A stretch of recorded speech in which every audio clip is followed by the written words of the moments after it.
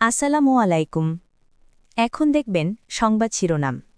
আওয়ামী লীগ আমলে গুম, খুন, নির্যাতনের শিকার পরিবারগুলো দুঃসহ স্মৃতিচারণ। পাশে থাকার আশ্বাস বিএনপি চেয়ারম্যান তারেক।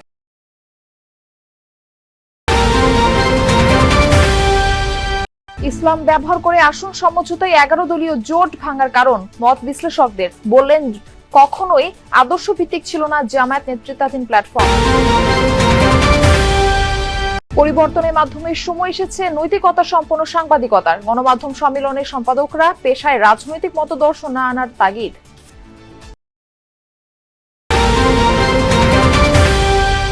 ইসিতে অষ্টম দিনের আপিল শুনানিতে প্রার্থিতা ফিরে পেলেন 13 জন। নির্বাচনের প্রস্তুতি দেখতে 56 জন পর্যবেক্ষক নিয়োগ দিল ইইউ। এতক্ষণ দেখছিলেন সংবাদ শিরোনাম, এখন দেখবেন বিস্তারিত। গুম, খুন ও নির্যাতনের শিকার ব্যক্তিদের পরিবারের পাশে থাকবে বিএনপি, এমনটাই জানিয়েছেন দলের চেয়ারম্যান তারেক রহমান। বলেন, কোনো ষড়যন্ত্র করে বিএনপিকে দমন করা যাবে না। গণতান্ত্রিক যাত্রা কেউ যেন বাধাগ্রস্ত করতে না পারে, সেজন্য সবাইকে সজাগ থাকার আহ্বান জানান তারেক রহমান। রাজধানীর চীনমৈত্রী সম্মেলন কেন্দ্রে আওয়ামী লীগ আমলে গুম, খুন ও নির্যাতনের শিকার ব্যক্তিদের পরিবারের সাথে মতবিনিময় সভায় এই কথা বলেন বিএনপির চেয়ারম্যান। বলেন, বিএনপির নেতাকর্মীরা বছরের পর বছর ফ্যাসিবাদ বিরোধী আন্দোলন করেছে। কোন পরিবারে এক ভাই নির্যাতিত হলে আরেকজন রাজপথে নেমে এসেছে। তারেক রহমান বলেন, কৌশলের নামে গুপ্ত রূপ ধারণ করেনি বিএনপি নেতাকর্মীরা। ষড়যন্ত্র করে লাভ হবে না।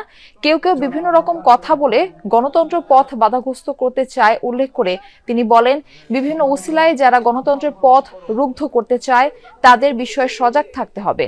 সভায় অংশ দিয়েছেন সারা দেশ থেকে আসা গুম, খুন, শিকার পরিবারের স্বজনরা। কান্নাজড়িত কণ্ঠে জানান, বাসা, অফিস বা রাস্তা থেকে তাদের প্রিয়জনদের তুলে নেওয়া হয়েছে। তাদের অনেকেই জানেন না গুমের শিকার ব্যক্তিগুলোর শেষ পরিণতি কি হয়েছে। এসব ঘটনার সুষ্ঠু বিচার এবং তদন্তের দাবি জানান সভায় উপস্থিত স্বজনরা।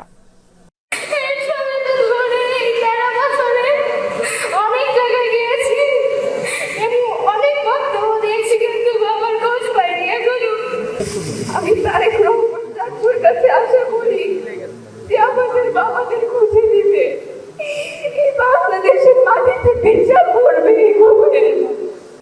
দল হিসেবে সাধ্য এবং সামর্থ্যের সবটুকু নিয়ে নির্যাতিত পরিবারগুলোর পাশে দাঁড়িয়েছে আমরা বিএনপি পরিবার। গুম হয়ে যাওয়া সদস্য এখনো যাদের অপেক্ষায় আমরা আছি, এখনো যাদের অপেক্ষায় পরিবাররা রয়েছে, সেই শহীদদের আত্মত্যাগ থেকে।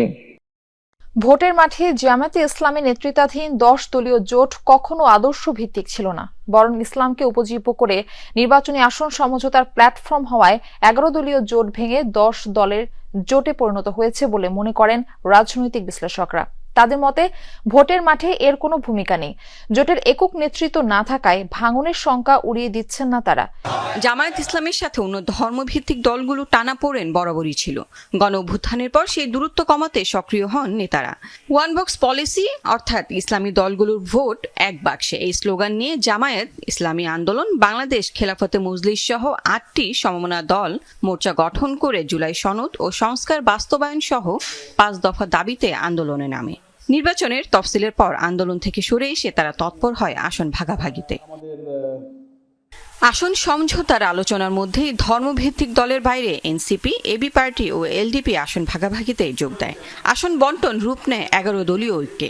এই 3টি দলকে অন্তর্ভুক্ত করায় ইসলামী আন্দোলন বাংলাদেশ একমত হয়নি। এতে আসন ভাগাভাগিতেও প্রভাব পড়ে। জোটের অন্যতম প্রধান দল ইসলামী আন্দোলন বাংলাদেশ 100 আসন থেকে 50-এ নামলেও জামায়াতের সাথে আপোষ রফা হয়নি শেষ পর্যন্ত। কে প্রধানমন্ত্রী হবে, কে স্বরাষ্ট্রমন্ত্রী হবে, যদি তারা সরকার গঠন করেন, কে কটা আসন পাবে, এই জায়গায় তাদের একটা উইন উইন সিচুয়েশন আছে। এরই জেরে জোট বর্জন করে চরমনাই পীরের দল। ইসলাম পন্থার কথা বলে যে জোট গঠন হয়েছিল, আদতে সেটি ক্ষমতায় যাওয়ার মাধ্যম ছিল কিনা সেই প্রশ্ন তুলেছেন এই বিশ্লেষক। মত প্রকাশ ও গণতান্ত্রিক মূল্যবোধের উপর হামলার প্রতিবাদ এবং স্বাধীন, দায়িত্বশীল ও সাহসী সাংবাদিকতার পক্ষে ঐক্যবদ্ধ অবস্থান জানাতে ঢাকা অনুষ্ঠিত হলো গণমাধ্যম সম্মেলন। রাজধানী কৃষিবিদ ইনস্টিটিউশন মিলনায়তনে এই সম্মেলন অনুষ্ঠিত হয়। নোয়াব ও সম্পাদক পরিষদ যৌথভাবে এর আয়োজন করেছে। অনুষ্ঠানে গণমাধ্যমের গণতান্ত্রিক পরিবেশ, স্বাধীনতা, নিরাপত্তা, পেশাগত মর্যাদা ও অধিকারের বিষয়ে বক্তব্য তুলে ধরেন গণমাধ্যম কর্মীরা। বক্তারা বলেন, ঐক্য সমঝোতা আগামী দিনে খুবই দরকার, কোনো সরকারি সাংবাদিকদের কাছের নয়। দেশ যখন স্বৈরতান্ত্রিক ব্যবস্থা থেকে গণতান্ত্রিক প্রক্রিয়ার দিকে যাচ্ছে, তখনই গণমাধ্যমে আঘাত এসেছে। বক্তারা আরো বলেন, একটা পরিবর্তনের মাধ্যমে এখন সময় এসেছে নৈতিকতা সম্পন্ন সাংবাদিকতা করার। স্বৈরতান্ত্রিক ব্যবস্থা থেকে একটা গণতান্ত্রিক ব্যবস্থায় যাবার যে উৎক্রমণকাল, এমনকি মিডিয়ারও গণতান্ত্রিক সংস্কারের জন্য, রাজনীতির গণতান্ত্রিক সংস্কারের জন্য, রাষ্ট্রের নানা অঙ্গ প্রত্যঙ্গের গণতান্ত্রিক সংস্কারের জন্য যখন লড়াই হচ্ছে, তখন এই প্রতিষ্ঠানগুলি আক্রান্ত হচ্ছে। অন্য ইন্ডাস্ট্রিতে যে বিনিয়োগ করেন, সেই মানসিকতা নিয়ে আপনি যদি গণমাধ্যমে বিনিয়োগ করেন, তাহলে সেই গণমাধ্যম কখনোই জনগণের আস্থা অর্জন করবে না। সংবাদপত্র, সাংবাদিকতা এবং ব্যক্তিগত নিরাপত্তা ইত্যাদি সহ সকল বিষয়ে আমাদের ঐক্য থাকতে হবে, সমঝোতা থাকতে হবে।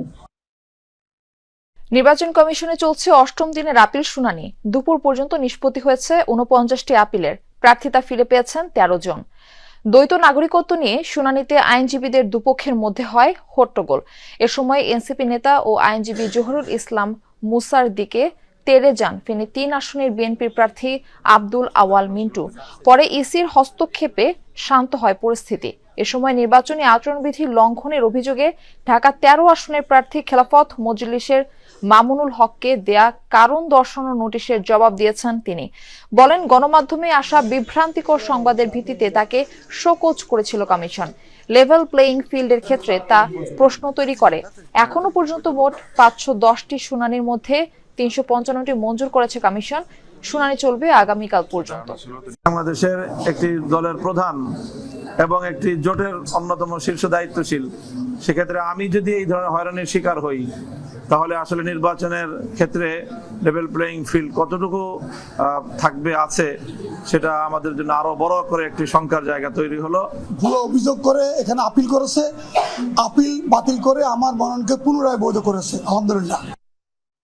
এখন পর্যন্ত 50 জনের আপিল শুনানি শেষ হয়েছে, তবে নিষ্পত্তি কিন্তু 50 জনের হয়নি। বিশেষ করে আমরা আজ দেখেছি দ্বৈত নাগরিকত্ব ইস্যুতে একটি হট্টগোলের ঘটনাও ঘটেছে। হাতাহাতি পর্যায়ে পর্যন্ত সেই ঘটনা চলে গেছে এবং যেহেতু এটি একটি কোর্টরুমের আদলেই এবং কমিশন বসেছেন, সেখানে এই ধরনের ঘটনা নিশ্চয়ই অপ্রীতিকর। আমরা দেখেছি এই ঘটনা শেষ পর্যন্ত কমিশনের হস্তক্ষেপে তারা শান্ত হয়েছেন। সেই বিষয়টি অর্থাৎ দ্বৈত নাগরিকত্বের যে বিষয়টি, সেটি এখন পর্যন্ত সিদ্ধান্তে আসা যায়নি।